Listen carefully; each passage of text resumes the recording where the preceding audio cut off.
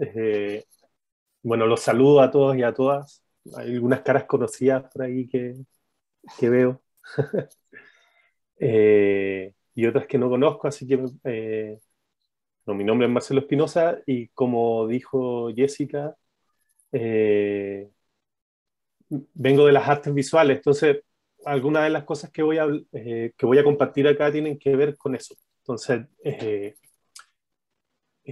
uno de los elementos que a mí me interesa a mí como de los juegos y de los videojuegos en general es la cultura visual que está como eh, implícita en el diseño de un juego. Eh, y que está ahí muchas veces y que no pensamos mucho en ella. Entonces, si nosotros vemos un tablero eh, o, o un videojuego, vamos a ver muchos elementos visuales. Y todos esos elementos visuales nos dicen cosas. Es como esa relación entre el significante, el significado de las cosas que están ahí en juego. Y que también nos dicen mucho de nosotros mismos. Y uno podría analizar desde muchos puntos de vista un juego desde la cultura visual, pero hoy día yo me voy a centrar en el color y en el contraste de color para focalizarlo. Y me gustaría comenzar con esta cita de Mirzoev que dice que en el fondo la cultura visual se interesa por los acontecimientos visuales que los consumidores, en los consumidores, la búsqueda de información, de significado y placer. Y yo creo que estas tres cosas están súper inmersas en el diseño de un juego o de un videojuego. Y ahí una cita, ¿no es cierto? Escher y el juego del calamar, que ahí el arte siempre se va citando, se van citando entre, la cultura se va citando.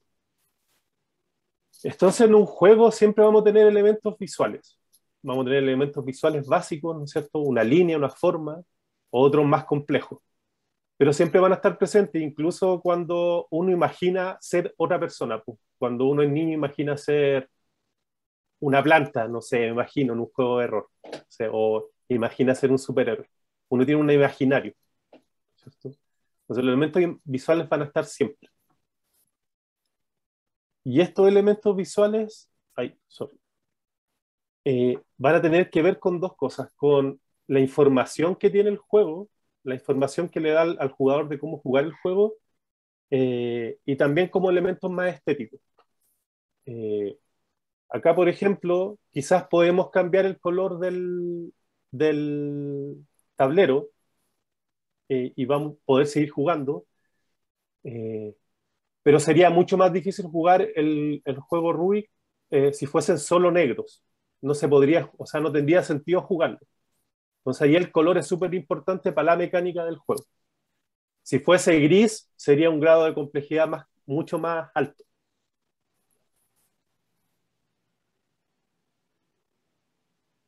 Entonces, la experiencia humana está visualizada, los seres humanos invierten tiempo en los medios visuales de comunicación y existe una alfabetización visual. Y estos tres elementos como que son súper importantes en el fondo cuando uno piensa en cómo va a diseñar un juego o cómo se van a vincular los elementos visuales en el juego.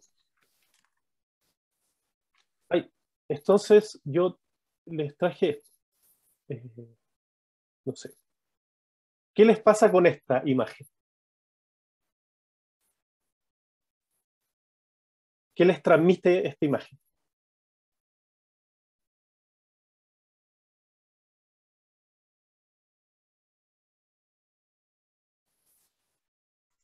Energía.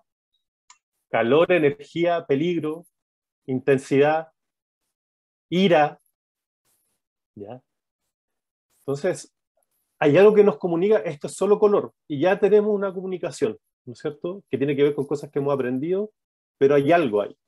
Entonces, ya solo poniendo el color de algo, vamos a tener la sensación de. ¿Sí? Ahora, el rojo se ocupa mucho en diferentes cosas. Entonces, acá tenemos el disco pare, la Coca-Cola y ahí la banderita del Mario. Entonces, podríamos preguntarnos por qué rojo y por qué no burdeo o café o amarillo. ¿Por qué el rojo? ¿Y por qué no otro color en la Coca-Cola? ¿Por qué no otro color en el disco? o en la banderita de mar.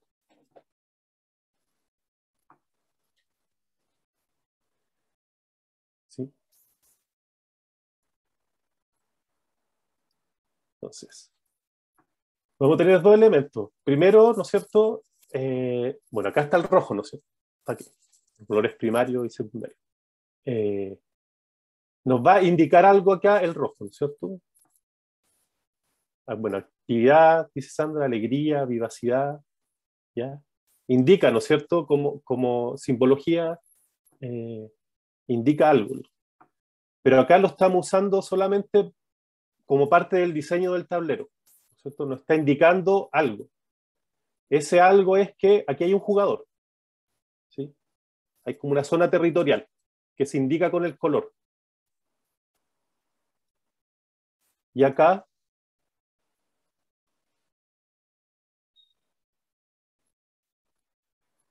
¿qué nos podría indicar aquí entre este y acá?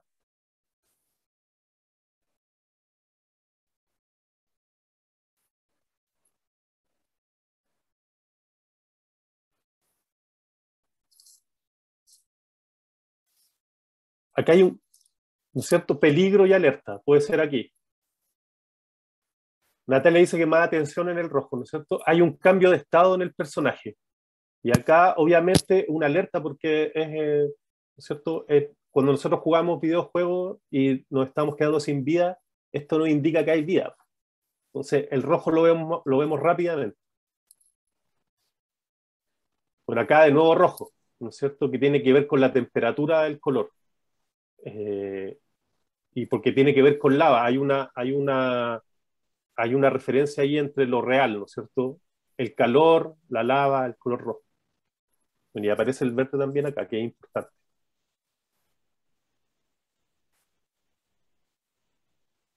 ¿Ya? Mario habla ahí de la psicología del color, ¿cierto? Y acá yo puse este juego que causó, no sé si lo has jugado, el Wolfenstein, está la versión antigua y está esta versión más nueva, que tuvo harta, eh, eh, fue bien problemático porque tuvieron que cambiar el símbolo, ¿ya? En algunas versiones del juego, en algunos países, por la referencia, ¿cierto? Y aparece de nuevamente el rojo como símbolo de poder. Entonces, aquí en el fondo, eh, el color se mete en la narrativa también del juego, como la historia que está contando, ¿cierto? Acá tiene que ver con la temperatura, con la sensación que quiere dar, y acá hay un cambio, nos está indicando algo específico que quiere que nuestro ojo mire. Entonces, el rojo es el color que nosotros más vemos, el color más pregnante. Eh, por eso se ocupa el rojo para el disco pared, ¿sí? Bueno, este es un estudio que encontré que dice que en el fondo nosotros vemos el rojo porque lo identificábamos del color verde de la comida. Tenía que ver con, encontrábamos las bayas y podíamos diferenciar la fruta de la hoja. Y eso tenía que ver con vida.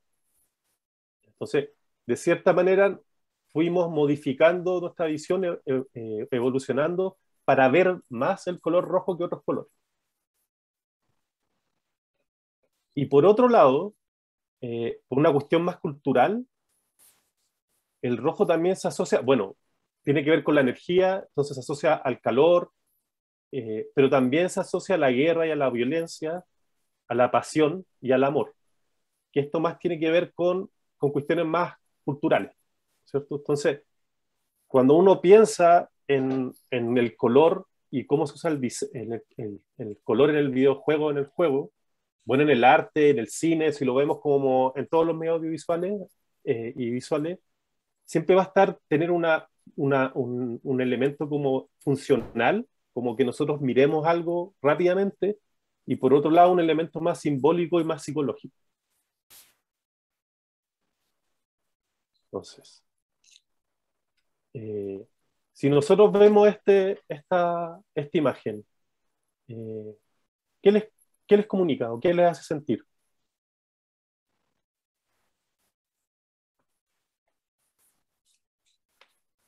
Tranquilidad, ¿no es cierto? como un atardecer o un amanecer, podría ser. Pero si yo le cambio el color a la misma imagen, también puede cambiar la temporalidad, ¿no es cierto? Tristeza, es un día nublado, más gris, y es la misma foto, pero le cambio el color. Miedo, ¿no es cierto? Pasamos de un paisaje de playa a un paisaje de película de terror, solo con el cambio de color. Entonces, la relación estética que tenemos con la imagen eh, tiene que ver con esto, pues, con el fondo, como cómo usamos narrativamente el color en, en una narración visual.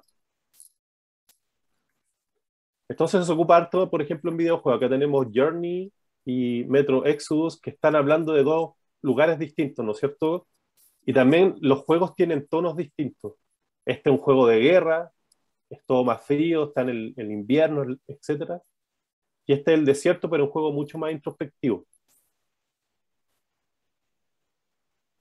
Y este es el viaje de color de Journey. Si ustedes juegan, no sé si han jugado el juego, pero si lo juegan, uno pasa por diferentes paletas de colores en el juego. Desde estos colores hasta colores más fríos y más grises. Entonces el color narrativamente está hablando del personaje, de lo que le va pasando interiormente al personaje de Journey en este viaje que hace.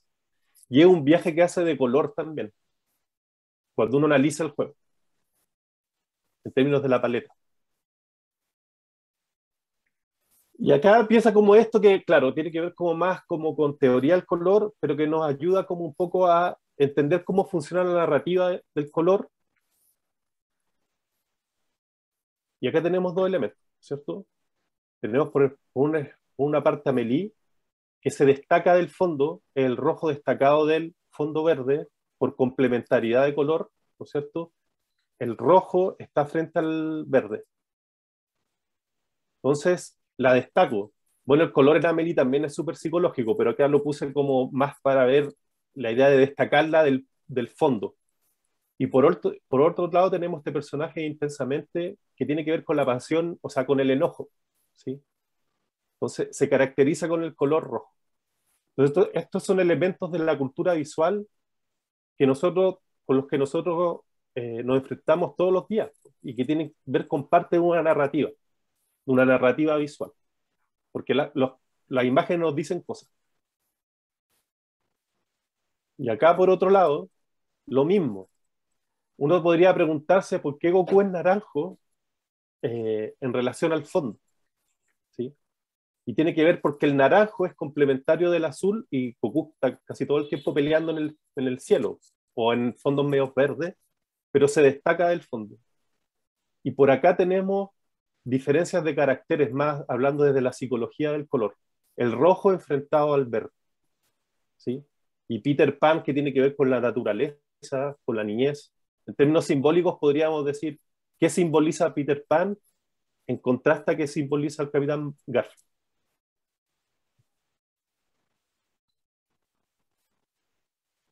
Y acá yo traje como ejemplo uno de mis cómics preferidos, donde el color nos narra la historia, ¿no es cierto?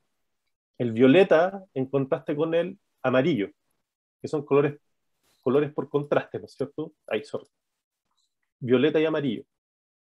El violeta también tiene, tiene un significado, eh, pero acá lo interesante es cómo se decide qué color se ocupa para hacer el contraste entre el guasón y la batichica, ¿cierto? El amarillo y el violeta. Y cómo del amarillo al violeta paso al rojo de la violencia cuando el guasón le dispara. Entonces el color está contando la historia, ¿sí? No tenemos ningún diálogo, pero tenemos color e imagen. Ahora, esto funciona subjetivamente. Aquí la, las editoriales saben, conocen la teoría del color, la psicología del color, y la usan para contarnos la historia.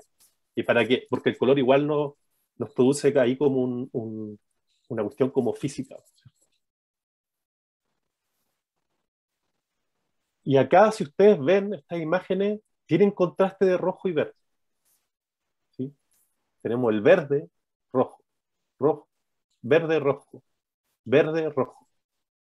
Porque en el fondo hay dos elementos. Está el elemento como funcional del color, en el diseño de la interfaz y está el elemento narrativo del color.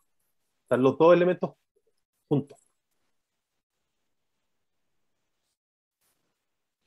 Y uno cuando empieza a ver como juegos antiguos, juegos de mesa, empieza a ver que esto se repite, ¿cierto? Está el elemento de la señalización, bueno, este es como un turquesa y un medio naranjo, pero igual son colores por contraste, y acá tenemos el contraste también. Eh, Cómo se usa el color para señalizar, pero también para contar la historia, porque acá, en términos simbólicos, sabemos que esto es un arbolito, es tierra, ¿cierto? Y esto, que es lo más nuevo, que lo puse porque es lo más nuevo. Acá tenemos rojo y verde de nuevo. Eh, ¿Por qué? Po? ¿Cuáles son las diferencias entre estos dos como grupos de personas dentro de la narrativa de esta serie? Entonces uno se podría preguntar, ¿por qué eligieron el rojo y el verde? Y ese contraste, ¿sí? ¿Tendrá que ver con una cuestión narrativa? ¿El rojo tendrá que ver con la violencia o no? Ah, claro, uno podría ahí pregun preguntarse, de más que va a salir un análisis como más estético de la serie, pero algo que se repite, ¿no? Sigue usando.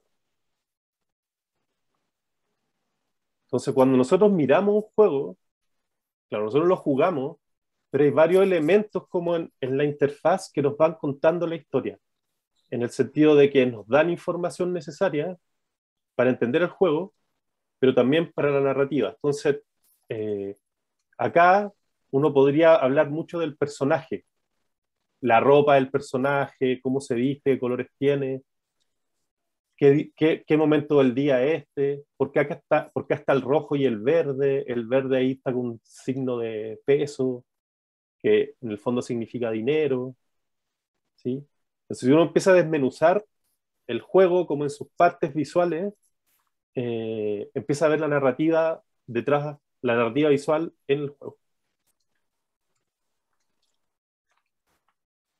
Y después empieza a ver que esto se empieza a repetir nomás.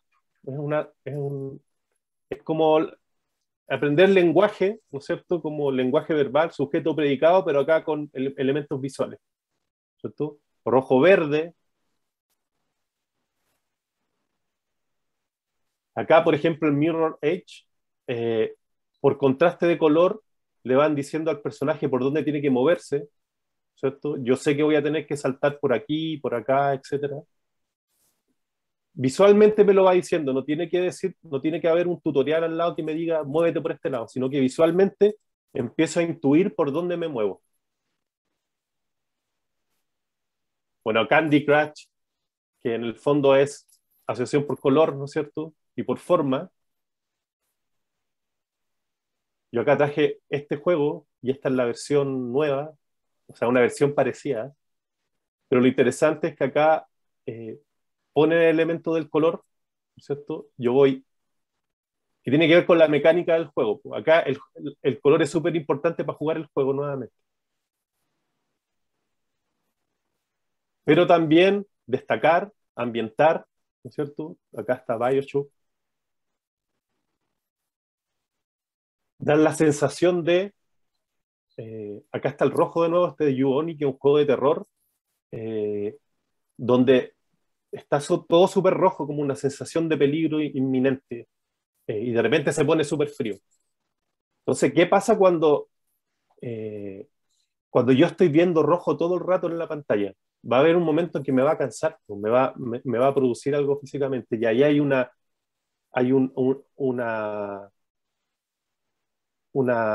decisión de por qué pongo ese color rojo ahí, ¿sí? Ahora, si fuese un color rojo intenso, sería terrible igual, visualmente. Acá, por ejemplo, en No Man's Sky, eh, una relación de colores también complementario, para dar la sensación de que este otro mundo, donde el cielo es amarillo y las nubes son violetas, nos pone en otro planeta rápidamente, en un planeta que no es nuestro planeta. Bueno, acá puse Corruptia porque me gusta harto y porque, bueno, la relación del dinero en verde, La educación en Corruptia es la carta color rojo, que en el fondo es una carta importante, entonces está en rojo. Y acá esta carta como de las faltas que van haciendo los políticos también está en rojo. Entonces, y se pone encima para mostrar cuál es la falta. Y acá, por último, puse este juego porque también el color, como en Journey, nos va diciendo cuál es el viaje del personaje en el juego. Entonces, yo no sé si alguien haya jugado este juego que se llama Gris. Bueno, en el juego el personaje empieza gris, pero mientras va recorriendo el juego pasa por monocromías. Pues, por ejemplo, esta monocromía de rojo, esta monocromía de azul, de repente todos los colores se mezclan. Pero es un viaje por la emocionalidad, porque el personaje como que pierde la voz, ¿sí? Es una metáfora, pierde la voz y pierde un poco su emocionalidad. Entonces tiene que ir a empezar a recuperar sus emociones. Y pasa por este viaje, que también tiene que ver un poco con una metáfora de la depresión, donde va recorriendo este mundo hasta que vuelven los colores, ¿sí? Entonces acá el color está súper asociado como a la simbología y a la emocionalidad también. El color como parte de la narrativa. Y acá eh, yo me fui súper rápido, disculpen, porque para que conversemos después, pero acá yo puse otros juegos, por ejemplo, este me lo encuentro muy interesante porque habla un poquito como ocupa la rueda para hablar del color. Entonces, cuando uno se va moviendo en el círculo cromático, va descubriendo como nuevos caminos. Entonces, está inmerso en la mecánica, pero también tiene que ver como con, ¿cómo se llama? Con qué pasaría si nos falta, si no vemos un color. Si hay un color como eh, el daltonismo, ¿no es cierto? Si nos falta un color, cambia la percepción del entorno. Yo no sé si acá se han hecho el test de daltonismo, eh, pero una vez estaba hablando de esto de teoría del color y un estudiante me dijo, profe, yo no veo esos colores, no sé de qué me está hablando. Y ahí, sí, pues, eh, este juego te pone un poquito en ese lugar, como, ¿qué pasa si se faltan los colores? Si no ves todos los colores, ¿te pierdes algunas cosas del mundo, del contexto? Entonces, claro, toma ese elemento y lo lleva como a la jugabilidad. En el fondo, tengo que ir cambiando el color para poder ver cosas.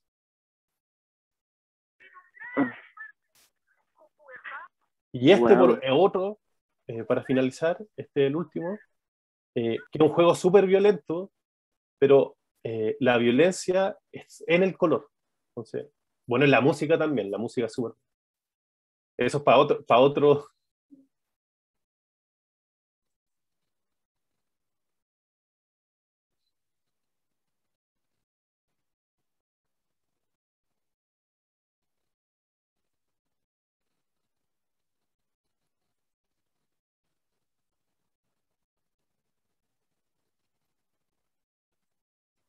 Claro, no son personas reales, es súper abstracto el juego, pero igual da la sensación, ¿no es cierto?, de esas manchas como de sangre que se desparraman.